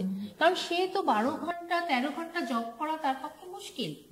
আর আমি মানে এটা দেখেছি যে মানে আমি নিজে একটা টিভিতে, নর্থ ইস্ট বাংলা টিভি, এতে আমি একসময় কাজ করতে গিয়ে আমি খুব মানে এই যেটা মানসিক যন্ত্রণা যে আমারও হতো, কারণ আমার ছেলে তখন ছোট ছিল। আমার মনে আছে 9টার আগে মানে আমি বলতাম যে একটু আগে, কারণ আমার সবসময় আমি দেখতাম যে আমি যখন বাড়ি পৌঁছচ্ছি তখন আমার ছেলে তখন ক্লাস 2-3-তে পড়তো, ঘুমিয়ে পড়ছে, মানে ভার্চুয়ালি আমার সাথে দেখাই হচ্ছে না। তো ওই যে একটা মানসিক যন্ত্রণা, এবং সেখান থেকে বেরিয়ে এসে আমি আমার স্বাধীনভাবে কাজ করব, সেখানে ওই অর্থনীতির আবার সিকিউরিটিটা থাকছে না। তো দুটো বিষয় থাকে। হয়তো ছেলে বড় হলে যে মা অনেক মানি প্যাকেজ রাখতে পারবে, সে এক ধরনের মা, সে হয়তো তাকে স্নেহটা দিতে পারেনি। আবার যে তার জন্য হয়তো ব্যাংক ব্যালেন্স রাখতে পারেনি, সে তাকে আবার একটু স্নেহ দিতে বেশি পেরেছে। এই দ্বন্দ্ব মেয়েদের সাথে থাকছে। আরো কিছু বছর আমার মনে হয় হয়তো থাকবে, যদি বাড়ির পুরুষরা, ছেলেরা এই বিষয়টা এগিয়ে আসছে। এখন আমি এরকমও দেখছি যে অনেক বাবারা রাত জাগছে, মারা ঘুমোচ্ছে ডিউটিটার মধ্যে থেকে। অনেক জায়গায় ব্যাঙ্গালোর, দিল্লিতে কর্পোরেট সেক্টরে ক্রেজ হয়ে গেছে, বাচ্চারা সেখানে যাচ্ছে, অনেক সময় ভালো করে কাজ করতে পারছে। কিন্তু অ্যাজ এ হোল তো ভারতবর্ষে এখন জব মার্কেটের অবস্থাই খুব খারাপ। এখন ছেলেমেয়েরা যে মানে ফুল টাইম জব পার্মানেন্সি নেচারেরই পাচ্ছে না। আর সেকেন্ড হচ্ছে যে মেয়েদের মানে এখনকার অবস্থার ক্ষেত্রে স্বাস্থ্য এত এক্সপেন্সিভ হচ্ছে যে মেয়েরা সেটা করাতে পারছে না। তারপরে যে স্বাস্থ্য সম্বন্ধে সচেতনতাও সচেতন, হ্যাঁ। আর মানে যেগুলো বেসিক বিষয় সেগুলোই এখন খুব আনটাচ থেকে যাচ্ছে। আমার মনে হয় সেগুলোকে নিয়ে ধারাবাহিক একটা প্রোগ্রাম করা উচিত। এবং মানে আমি এটা তোমার কাছে রিকোয়েস্ট করবো, যেহেতু তোমার এই প্রোগ্রামগুলো বিশাল সংখ্যক মেয়েদের, হ্যাঁ, এক একটা বিষয় এরকম ভাবে যে মধ্যবিত্ত মেয়েদের মধ্যে এখন ডিপ্রেশন অনেক বাড়ছে। সোশ্যাল মিডিয়ার জগতে প্রত্যেক মানে একা হয়ে যাচ্ছে তো মানুষ, শব্দটা কিন্তু খুব অনেক বেশি বাড়ছে। এবং এটাও বলবো আমি যে মানে একজন আরেকজনের খবর রাখার, এটা মানে আমি আমার নিজের একটা ছোট্ট অভিজ্ঞতাটা বলে এই জায়গাটাতে শেষ করি, যে আমি এক বান্ধবীর সাথে অনেকদিন যোগাযোগ করতে পারিনি, যে কোনো কারণেই হোক, সে টিচার, আমি পারিনি, এবং বাই মিস্টেক কাউকে ফোন করতে গিয়ে তার কাছে ফোনটা লেগে যায়, এবং তার গলাটা শুনে আমি খুব চমকে উঠি। আমি বললি যে তোমার কি হয়েছে, তুমি কোথায়? বললো আমি এখন ব্যাঙ্গালোরে আছি। মেয়েটি অন্য মানে ধর্মের, সে বললো আমার জন্য একটু তুমি দোয়া করো। বললো কেন? এবং সে এটা কতদিনের হবে, হয়তো বছর খানেকই হবে নাকি, বা 6 মাস আগে হয়তো কোথাও আমি একটু দেখা হয়েছিল, কিন্তু সে এখন একটা এমন স্টেজে আছে ক্যান্সারের, যেখানে আমাদের মধ্যে এই যে গ্যাপ। আর সেদিন আমাকে মানে আমি সারাটা দিন শুধু এটাই ভেবেছি যে কতটা বিচ্ছিন্ন হয়ে যাচ্ছি আমরা। আমরা মানে চাইলেও একজন আরেকজনের হাত ধরা তো অনেক দূরে, আমরা খবরও রাখতে পারছি না, কারণ আমাদের এত টার্গেট ওয়াইজ জীবন হয়ে যাচ্ছে। আমরা আমাদের সোশ্যাল মিডিয়া আমাদের সময়গুলোকে চুরি করে নিচ্ছে প্রতিনিয়ত। হ্যাঁ, বিভিন্ন ভাবে সময় চুরি করছে। আমাদের যেটা কালচারাল বন্ডেজ ছিল সেটা ভেঙে যাচ্ছে। আগে আমাকে আমার মতো থাকতে দাও, এই ব্যাপারটাই যেন ভীষণ ভাবে প্রমিনেন্ট হয়ে আমাদের মধ্যে বারবার ধরা দিচ্ছে। আমরা গুটিয়ে যাচ্ছি, আমরা আবার যেন গুহার ভেতরে ঢুকে পড়ছি। আমরা শব্দটাই আমাদের অভিধান থেকে চলে যাচ্ছে, আমি আর আমি। আর এটা একটা মানে বিশাল যে মানে বাজার জীবন, তারা বারবার কিন্তু এটাই আমাদেরকে মনে করিয়ে দিচ্ছে যে মানে you are alone but not lonely. কেন? আমরাও তো ছিলাম, আমরা তো সবসময় ছিলাম, আমরা একা কেন হব? আমরা আজকে একা একটা মানে অনুপরিবার। মানুষ তো সামাজিক প্রাণী, তাহলে তো জঙ্গলে চলে যেতে হয়, আবার সেই গুহায় ফিরে যেতে হয়। মানুষ তো সামাজিক প্রাণী, যখন তাকে সমাজে থাকতে হবে আর 5 জনকে নিয়ে থাকতে হবে। আর আমরা খুব প্রকৃতি থেকেও আমাদের বিচ্ছিন্নতা বেড়ে যাচ্ছে, তো বিচ্ছিন্নতা বেড়ে যাচ্ছে আমাদের জীবনের, মানে এখন পরিকাঠামোটা এত কংক্রিটের জঙ্গলের মতো হয়ে যাচ্ছে, এবং যারা প্রকৃতির সাথে নিবিড়ভাবে সম্পর্কিত মানুষ তাদেরকেও প্রায়, মানে তারা তো এই জনজাতীয়ই মানুষ, তারাও সরে যেতে বাধ্য হচ্ছে। একটা ওভারঅল খুব কমপ্লেক্স লাইফের দিকে আমরা মানে এগিয়ে চলেছি। সত্যি ভাবার মতো বিষয় আর কি। দর্শক বন্ধুরা, আমরা আজকের অনুষ্ঠানের একদম শেষ পর্যায়ে চলে এসেছি। অনুষ্ঠান শেষ করার আগে শেষ প্রশ্ন পারমিতাকে জিজ্ঞেস করব। আমরা কিন্তু সমাজের এখনো দেখতে পাই মানে একটা ট্যাবু থাকা যে কথাগুলো, যে তুই মেয়ে মানুষ, তোর দ্বারা এই কাজটা হবে না, এটা তোর পেশা নয়, এটা ছেলেদের কাজ। বা রাস্তাঘাটে যদি দেখি কোনো মহিলা গাড়ি চালাচ্ছে, এই সাবধানে লেডিস গাড়ি চালাচ্ছে, এই মনোভাব আমিও ফেস করেছি। এই মনোভাবগুলো থেকে মানে কি করে বেরিয়ে আসা যায়, পরিত্রাণ পাওয়ার উপায় কি ভাবেন আপনি? আসলে ওই যে বললাম, চলে আসছে তো মাইন্ডসেট গুলো, মানে মাইন্ডসেট গুলো আমাদেরই ভাঙতে হবে, ভেঙে বেরোতে হবে। আজকে আমি গাড়ি চালানোর সময় যে তির্যক মন্তব্য উল্টো দিকের মানুষটা করলেন, যে এই মহিলা সানগ্লাস পরে গাড়ি চালাচ্ছে, সামনে গিয়েই কিছু একটা মানে ঘটাবেন উনি, তো তাকে মানে আমি ইগনোর করে আমি যখন গাড়িটা চারপাশ মানে প্রতিদিনই যখন চালিয়ে যাচ্ছি, এবং সেইভাবে যখন কনফিডেন্সটা বাড়ছে, বা আমি তো ভালো ড্রাইভ করছি, একদিনে তো কেউ আর সবকিছু শেখে না, তো এই আমাদের মানে জয় করতে হবে ভয়, এই ভয়গুলোকে কাটিয়ে ভয়টাকে আমাদের জয় করতে হবে। আমার একটা লাইন খুব ভালো লাগে, থামস আপের একটা এড আছে, ডরকে আগে জিত হ্যায়। তো ভয় থাকবে আমাদের, অনেক কিছু নিয়ে ভয়, সমাজ ব্যবস্থার ভয়, রাজনৈতিক ভয়, লোকে কি বলবে, সেটা তো একটা মারাত্মক ভয়। তো সেগুলো না, ওই যে সিদ্ধান্তগুলো নিজে নিজে নিতে হবে, নিয়ে এগিয়ে তো যেতেই হবে, এগিয়ে যেতে হবে। এবং তখন যদি আমরা দু চারটে মানে সহযোগিতার হাত পাই, এবং নিজে এগিয়ে যেতে যেতে, যে আমি শুধু এগিয়ে মানে চলে গেলাম, বাকিরা পেছনে রইল, সেখানে কোনো কৃতিত্ব নেই। তো আমাকে পাশের জনের হাতটা ধরতে হবে, যে চলো আমরা, এই যে দিদি বললেন আমি থেকে আমরাটাই আলটিমেটলি থাকবে, মানে থাকতে হবে। এটাই একটা সুষ্ঠু এবং সুস্থ সমাজ ব্যবস্থাকে ইঙ্গিত করে, একটা সুস্থ সামাজিক গঠনকে যদি আমরা মানে পরবর্তী প্রজন্মের কাছে তুলে দিতে চাই, তাহলে এই ব্যাপারগুলো আমাদের মাথায় রাখতে হবে। আর এখানে আমার মনে হয় আরেকটাও, মানে আমি একটু ইন্টারাপ্ট করে বলি, যেখানে আরেকটা বিষয়ও আমাদের একটু ছুঁয়ে যাওয়াটা উচিত বলে আমি ভাবি, সেটা হচ্ছে যে আজকের এই খুব রিসেন্টলি যেটা ব্যাঙ্গালোরে দেখলাম, কর্পোরেট সেক্টরের এক ভদ্রলোক অনেক দীর্ঘ চিঠি লিখে উনি সুইসাইড করেছেন, যে ওনার ওয়াইফের মানে মেন্টাল টর্চারের বিষয়। মানে আজকে কিন্তু কমপ্লেক্স লাইফের ক্ষেত্রে কিন্তু অনেক পুরুষও ভিকটিম হচ্ছে, এবং সেক্ষেত্রেও দেখা যাচ্ছে কিন্তু যে হাজবেন্ড ওয়াইফের মধ্যেও একটা মানে মানি প্যাকেজের প্রশ্ন চলে আসছে, এবং সেটাতেও কিন্তু মানে আমাদের আসলে বিষয়গুলো মানে আমরা যেন এটা আসছে এই জন্য যে সে কম্পিটিটিভ হয়ে যাচ্ছে, নির্মম হয়ে যাচ্ছে, এবং যখন সে শিখছে যে এই ইকোসিস্টেম থেকে, যখন সে শিখছে যে একাও থাকা যায়, তখন তার মনে হচ্ছে যে একটুখানি 19-20 হলেই মনে হচ্ছে যে আমি বেরিয়ে আসি এই সম্পর্ক থেকে, মানে বেঁচে থাকা স্ট্যামিনা, সবাইকে নিয়ে থাকবো, এই বিষয়টা কমে যাচ্ছে, এবং মানুষকে তখন কি হচ্ছে, খুব কমে যাচ্ছে। সেটা প্রোভাইডার যদি হতে না পারো, তাহলে তুমি তোমার রাস্তা দেখো। আজকালকার কিন্তু মানে সহনশীলতার ব্যাপারটা অনেক কমে যাচ্ছে, আর সেটাও হচ্ছে কিন্তু এইটা থেকেই, যে যদি একটা মেয়ে, সে সেদিনও আমি এই কালকেই বোধহয় একটা জায়গায় পড়ছিলাম, একটা ন্যাশনাল পেপারের এডিটোরিয়ালে, যে আমরা এই প্রতিষ্ঠানটাই কেন মেনে নেব, ফ্যামিলি বলে প্রতিষ্ঠানটা, যেখানে আমাদের কিছু মানে আমরা অন্যের জন্য শ্রম করব কেন, মানে এখন হয়ে যাচ্ছে যেমন পরিবারের মানে সন্তান, স্বামী, মানে জীবন সঙ্গী, এদের প্রত্যেকের জন্য মানে আমরা সময় কেন দিব।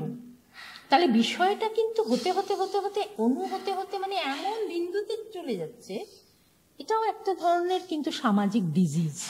হ্যাঁ, সেটা একটা বিকার। কমিউনে ফিরতে হবে, যে যেখানে আমাদের বন্ডেজটা একজন আরেকজনের খুব স্ট্রং হোক। তার একদম থেকে কিন্তু মানে একাকী জীবন কিন্তু খুব মানে এটাতে উৎসাহিত হওয়ারও কিছু বিষয় নেই। আর একা মানে অনেক পাহাড়ের চূড়োয় গিয়ে কোনো পতাকাও যেহেতু লাগানো নেই নারী মুক্তি আন্দোলনে, আমাদের ভবিষ্যৎ প্রজন্মের উপর একটা প্রশ্ন চিহ্ন চলে আসবে। একদম একদম, যে আমরা সবাই মিলে যদি মানে এগোতে পারি, যেতে পারি, এবং সেখানে একটু দেরি হোক, সেই জন্য অ্যাক্সিলারেট দ্য অ্যাকশনকে আমি সমর্থন করেও বলবো যে বি সাস্টেনেবল। একদম দিদি খুব সুন্দর করে মানে ব্যাপারগুলো বলছেন, মানে শুনতে এত ভালো লাগছে। তো আসলে এই ধরনের আলোচনাগুলোর দরকার আছে। এই যে মানে রিঙ্কিকে ধন্যবাদ দিতে হয় তার জন্য, এবং এন্ডলেস এক্সপ্রেশনকে, যে এই আলোচনাগুলো যত হবে না, যত আমরা এই জিনিসগুলো নিয়ে চর্চা করব, ভাববো, তত ভাবনাগুলো পৌঁছাবে, মানুষের কাছে পৌঁছবে, নতুন করে ওরা ভাবতে শিখবে। ঠিক একদম সেই তাই। ভাবনা থেকেই, চিন্তা থেকেই কিন্তু এন্ডলেস এক্সপ্রেশনের সূচনা, সত্যি কথা বলতে গেলে। তো অনেক কিছু আসলে কথা বলতে বলতে অনেক কিছুই চলে আসে, সময় অনেক গণ্ডি পেরিয়ে যাচ্ছি বা পেরিয়ে গেছি। অনুষ্ঠান শেষ করার আগে কিছু বলতে চাইবেন সুবর্ণাদি? হ্যাঁ, আমি তো মানে এই মাধ্যমের মধ্যে থেকে সেই বান্ধবীদের বলতে চাইবো যে আসলে প্রথমে নিজের সঙ্গে নিজের যুদ্ধে জয়ী হয়ে নিজেই যে নিজের শৃঙ্খল রচনা করা হয়েছে সেটাকে ভাঙার চেষ্টা করলে ভালো, তারপরে আমরা মানে দোষারোপ দেব। যে আগে প্রথমে নিজের শৃঙ্খল, নিজেকে জানতে হবে, নিজেকে চিনতে হবে। হ্যাঁ, এবং নিজের তৈরি যে আমরা একটা গণ্ডি তৈরি করেছি, এখানে লক্ষ্মণ রেখা তো তৈরি হচ্ছে সেটা আরেকটু পরে, কিন্তু আমরা নিজেরাও যে নিজেদের লক্ষ্মণ রেখা করে রেখেছি সেটা থেকে যাতে আমরা একটু বেরিয়ে আসতে পারি। আর হাত ধরতে হবে, হাত ছাড়ার গল্প নয়, এটা আমার মনে হয় আজকে মেন থিম হলে ঠিক। ভালো। আজকে অনুষ্ঠান শেষ করার আগে পারমিতা কিছু বলতে চাইবে? আমি তাহলে একটা লেখা আমি সেদিন রাতেই লিখেছিলাম, সেটা 8 মার্চে ছিল, পরশু রাতে। আচ্ছা, ছোট্ট একটা কবিতা, অন্দরমহল। একটা পিঙ্ক রোজ হাসতে হাসতে টেবিলের মধ্যমণি না হয়ে ঠাঁই নেয় ঠাকুর ঘরের আসনে। নিত্যদিনের আনাজ আর পাটফোড়নের গন্ধে তার সৌরভ ম্লান ঢাকা পড়ে যায় ধীর লয়ে। গরম ভাতের ধোয়া আর মাংসের তৃপ্তির স্বাদ যখন ভরিয়ে দেয় বাকিদের, আড়ালে আবডালে পাপড়ি খসা শব্দ সে শুনতে পায়, দেখতে পায় ভেতরে ভেতরে ওলট পালট হয়ে যাওয়া তার গোলাপের বাগান, দেখতে পায় স্তন্য দিতে দিতে ফুরিয়ে যাওয়া শুকনো বুক, দেখতে পায় প্রতি রাতের সম্ভোগের পর ঝিমিয়ে পড়া তার শীর্ণ জমি, সংসারের ভারে ফেটে যাওয়া পায়ের গোড়ালি। কেউ কি আছে, কেউ কি আছে কপতের নরম তুলে এনে সেই বুকে আলতো হয়ে ছেয়ে যাবে? কেউ কি আছে শাড়ির সোহাগ নাভিমূলে যত্ন করে গুজে দেবে? কেউ কি আছে নবান্নের ধান আঁচলে বেঁধে তাকে শস্যময়ী করে তুলবে? কেউ কি আছে সারাদিনের ধুলো সরিয়ে রাঙা আলতা তাকে পরিয়ে দেবে? কেউ কি আছে ঠাকুর ঘরের ফুলটি তুলে এনে তার চুলে সাজিয়ে দেবে? কেউ কি আছে অন্দরমহল থেকে ডাক পড়ে? সেই অন্দরমহলটা কিন্তু আমাদের ভেতরে। প্রেম তো শাশ্বত, এবং প্রতিটা নারী পুরুষের তার প্রয়োজন রয়েছে, জীবনে বাঁচতে গেলে তার প্রয়োজন রয়েছে, এবং প্রেমকে বাঁচিয়ে রাখতে গেলে তার ইচ্ছে, বেঁচে থাকার ইচ্ছের গল্পগুলোকে বাঁচিয়ে রাখতে হবে। একদম, একদমই তাই। তো আমিও এটাই বলবো, সবাই সবার ইচ্ছের গল্পটাকে বাঁচিয়ে রাখ, এবং তুমুল ভাবে বাঁচুক, নারী পুরুষ নির্বিশেষে জীবন একটাই, তুমুল ভাবে বাঁচুক, সসম্মানে বাঁচুক, স্বতন্ত্র হয়ে বাঁচুক, তার নিজের অস্তিত্ব নিয়ে বাঁচুক। একদম একদম ঠিক তাই। দর্শক বন্ধুরা, আশা করছি আজকের অনুষ্ঠান আপনাদের ভালো লাগলো এবং আমরা বিভিন্ন বিষয় নিয়ে খুব সুন্দর স্বতঃস্ফূর্তভাবে আমরা আজকে আলোচনা করলাম। আমরা কিন্তু আজকে নারী দিবস উদযাপন করিনি, ওই একটি দিন বাদে আমাদের প্রত্যেক দিন যেন বছরের 364 দিনই যেন আমাদের আমরা যেন হাসি খুশি ভাবে সুন্দরভাবে জীবনটা কাটাতে পারি, সুন্দরভাবে বাঁচতে পারি, প্রাণ খোলা বাঁচতে পারি। এইটুকু কথা বলেই আজকের অনুষ্ঠান আমি এখানে শেষ করছি। এবং আরেকটি কথা আপনাদের না বললেই নয়, আপনারা প্লিজ আমাদের চ্যানেলটিকে সাবস্ক্রাইব করুন, লাইক করুন এবং শেয়ার করুন, তাহলে আমরা আরো বেশি বেশি আপনাদের কাছে, বিভিন্ন মানুষের কাছে পৌঁছতে পারবো। আজকে এখানে শেষ করছি। নমস্কার।